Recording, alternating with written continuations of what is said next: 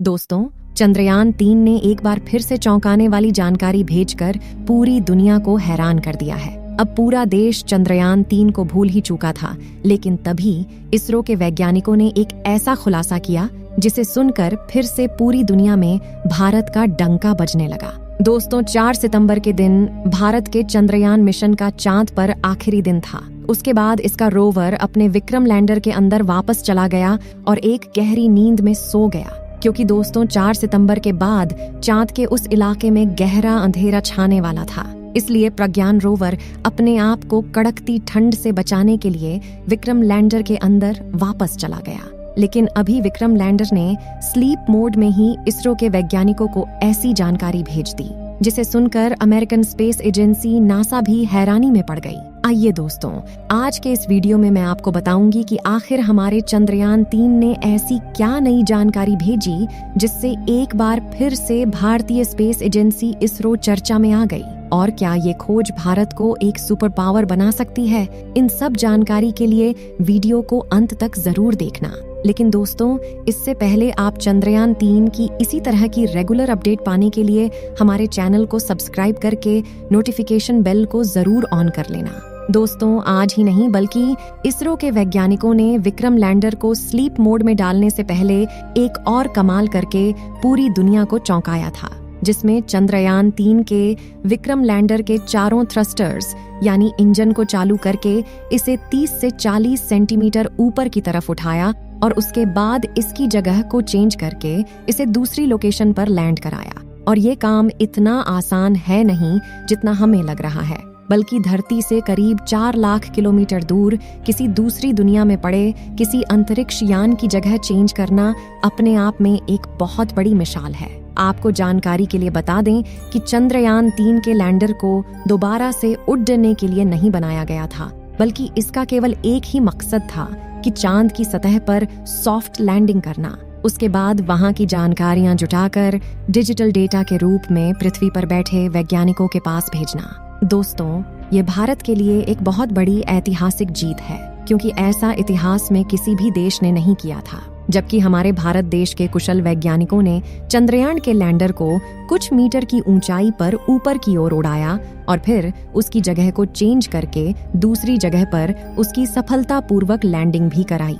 इसी के साथ हमारे चंद्रयान के प्रज्ञान रोवर ने चांद की धरती पर ऑक्सीजन का भंडार भी खोज निकाला। दोस्तों, ये ऑक्सीजन चांद पर वायुमंडल में मौजूद नहीं है, बल्कि ये चांद की जमीन के नीचे बने गढ़ों में मौजूद है। चांद पर ऑक्सीजन का पाया जाना हम मनुष्यों के लिए किसी खजाने से कम नहीं है, क्योंकि आपको पता ही होगा कि जीवन की उत्पत्ति के लिए ऑक्सीजन कितनी ज्यादा उपयोगी है। हालांकि चंद्रयान-3 ने चांद पर ऑक्सीजन के अलावा और भी कई सारे तत्वों की खोज की है, जिनमें sulphur, aluminium, calcium, iron, chromium, manganese और सिलिकॉन शामिल हैं। हमारे चंद्रयान ने चांद पर पहली बार सल्फर की खोज की है। इससे पहले किसी भी देश ने चांद की धरती पर सल्फर की खोज नहीं की थी। चांद पर सल्फर का पाया जाना भी काफी ज्यादा महत्वपूर्ण है। लेकिन दोस्तों, इन सब के बीच विदेशी मीडिया का ये दावा है कि भारत ने अपने चंद्रयान-3 मिशन की बस एक मनगढ़ंत कहानी बनाई है और कंप्यूटर ग्राफिक्स की मदद से चांद के फेक वीडियो का निर्माण कर दुनिया को उल्लू बनाया है। लेकिन विदेशी मीडिया की इस बात का जवाब देते हुए भारत के मित्र देश अमेरिका की स्पेस एजेंसी नासा ने अपने मून ऑर्बिटर की मदद से चंद्रयान-3 के लैंडर की एक फोटो ली, जिसे देखकर उन सबको सांप सूंघ गया जो यह कह रहे थे कि चंद्रयान-3 बस एक झूठी कहानी है।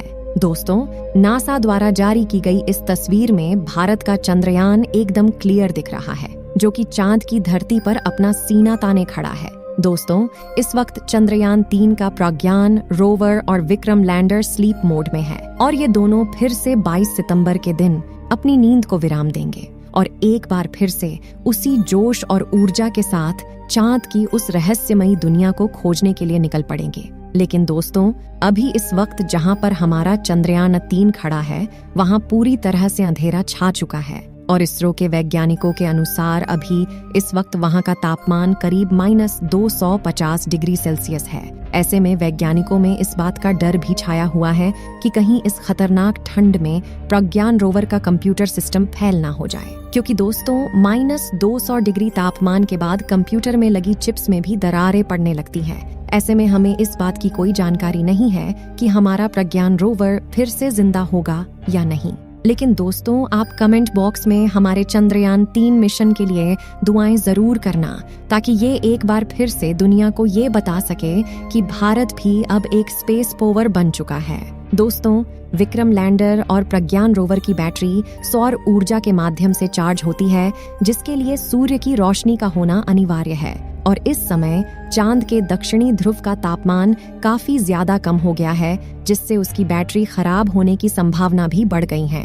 लेकिन हमारे वैज्ञानिकों का कहना है कि उन्होंने इसकी बैटरी में काफी ज्यादा एडवांस टेक्नोलॉजी का इस्तेमाल किया है, जिससे वो इतनी आसानी से खराब नहीं होने वाली। लेकिन -250 डिग्री की ठंड को झेल पाना इतना भी आसान नहीं है। अगर हमारे प्रज्ञान रोवर और विक्रम लैंडर की बैटरी सही सलामत रहती है, तो ये एक बार फिर से चांद पर रिसर्च करना शुरू कर देगा और इस बार वहां पर हाइड्रोजन गैस की तलाश की जाएगी, जो कि रॉकेट फ्यूल का मुख्य तत्व है।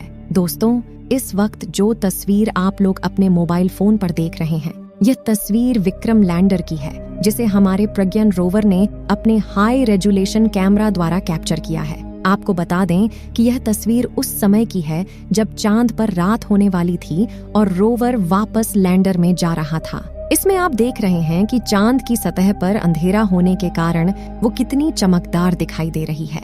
जिस समय चंद्रयान का प्रज्ञान रोवर चांद पर रिसर्च कर रहा था, तो उस वक्त चांद का तापमान 20 से 35 डिग्री सेल्सियस के बीच था। ऐसी कंडीशन में रोवर को जितना समय मिल पाया, उसने कई सारे तत्वों की खोज की और वहां के तापमान की जानकारी को वैज्ञानिकों तक भेजा और साथ ही वहां के प्लाज्मा रेडिएशन के बारे में भी स्टडी करके विक्रम लैंडर को जानकारी दी।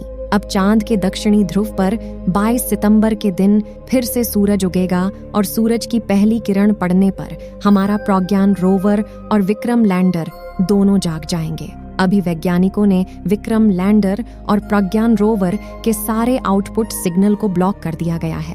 केवल विक्रम लैंडर के इनपुट सिग्नल को चालू रखा गया है, ताकि जब 22 सितंबर को उस जगह पर सुबह हो तो वैज्ञानिकों के द्वारा रेडियो सिग्नल के जरिए दोबारा से चंद्रयान को जगाया जा सके। और अगर विक्रम लैंडर सही सलामत रहा तो रेडियो सिग्नल का जवाब वापस धरती तक आएगा। तो दोस्तों, आशा करते हैं कि हमारा चंद्रयान 3 एक बार फिर से जरूर चालू होगा और चांद पर नई रिसर्च को अंजाम देगा। तब तक आप सभी लोग चंद्रयान 3 के दोबारा जागने की शुभकामनाएं कमेंट के माध्यम से जरूर देना और हमारे चैनल को भी सब्सक्राइब जरूर करना, ताकि चंद्रयान 3 का ताज़ा अपडेट सबसे पहले आप तक पहुंचे। मिलते हैं किसी नए दिन नई वीडियो के साथ। तब तक के लिए जय हिंद।